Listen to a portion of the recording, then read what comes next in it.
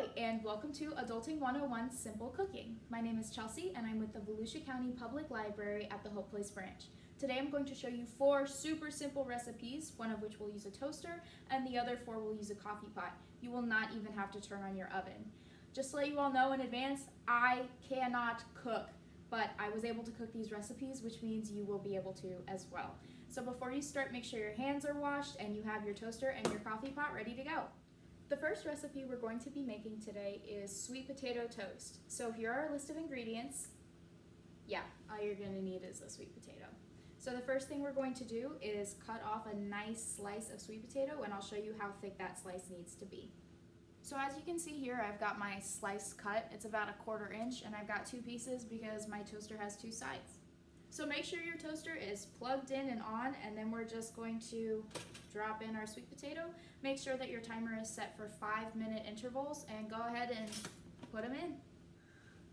So now that our sweet potato is in, we're going to leave it in for 5 minutes, and after 5 minutes, we're going to check it and see how it's doing. So my toaster just popped up, and my sweet potato was hot, but still definitely mushy, so we're just gonna push it down for 5 more minutes. So once again, our sweet potato toast has popped up, but at this point it's still a little too mushy. I have found that the sweet spot is at 15 minutes, where it's nice and soft on the inside but crisp on the outside. So we're gonna push that down one more time and wait for that 15-minute mark. So now it's been 15 minutes and my sweet potato toast is done, nice and crispy. So I'm gonna put my toppings of choice on it. You can put whatever, but I'm going to put some butter and some cinnamon and sugar. So my toast is done. I've got my stuff on it, so we're gonna try it now. It's still very hot.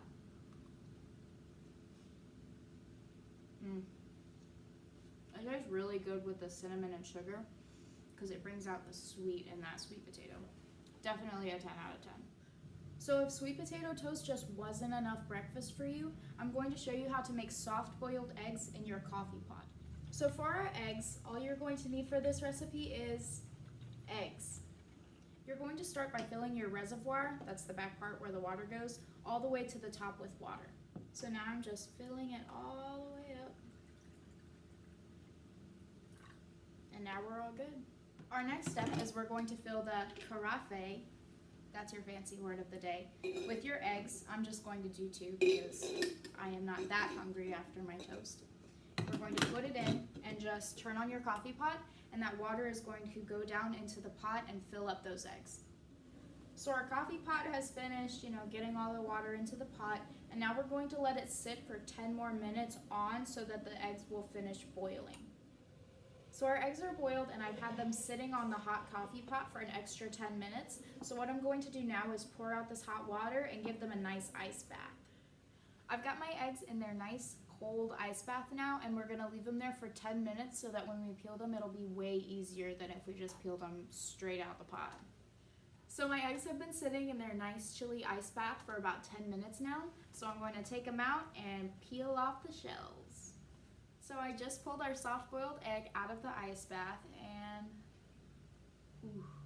very nicely soft-boiled. So we're gonna put a little salt on it. And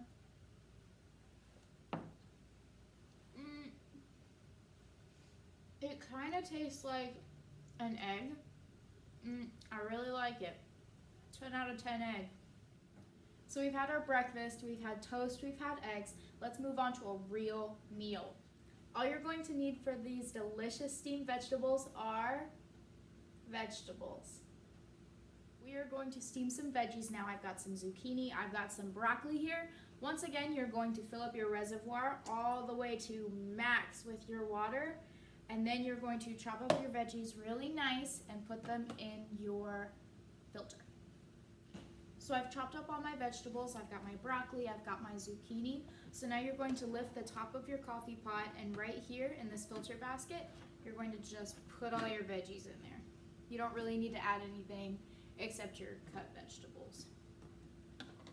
So once they're all in that filter basket, just turn on your coffee pot, and the water is going to run all over those vegetables and steam them nice and soft. So my veggies are all steamed, and I've left them in for about an extra 5 minutes just because broccoli can be a little tougher to steam until it's soft. So we're gonna open this up, and I'm just gonna dump them out onto a plate. So I've got my veggies, they're all nice and steamy, and I'm just gonna dump them out onto a plate. Ooh, these are looking so good. So I'm just gonna add a little bit of seasoning and salt now.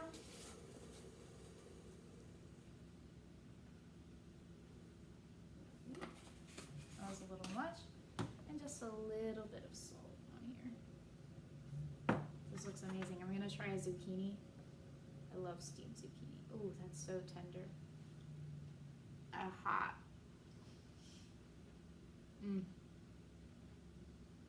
Perfect.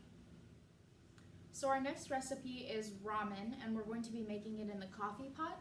So here's our list of ingredients. You are going to need ramen.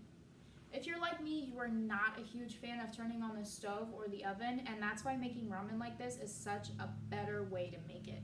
So you're just gonna take your ramen packet, take your carafe, and you're going to take your noodles out and just put them right in the pot. Just like that. So now we have our noodles in the pot.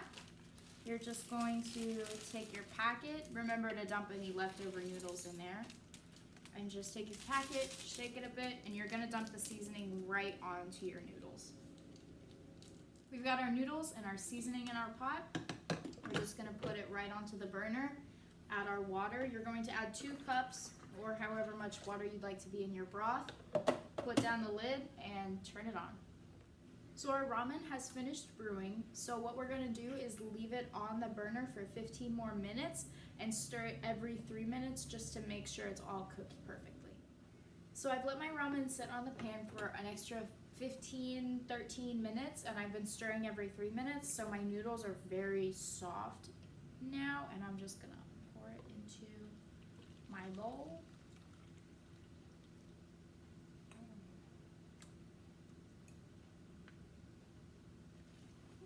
That's a lot of noodle. So I poured most of my ramen into my bowl. And now I have a nice overflowing bowl of ramen. We're gonna try it. If I could get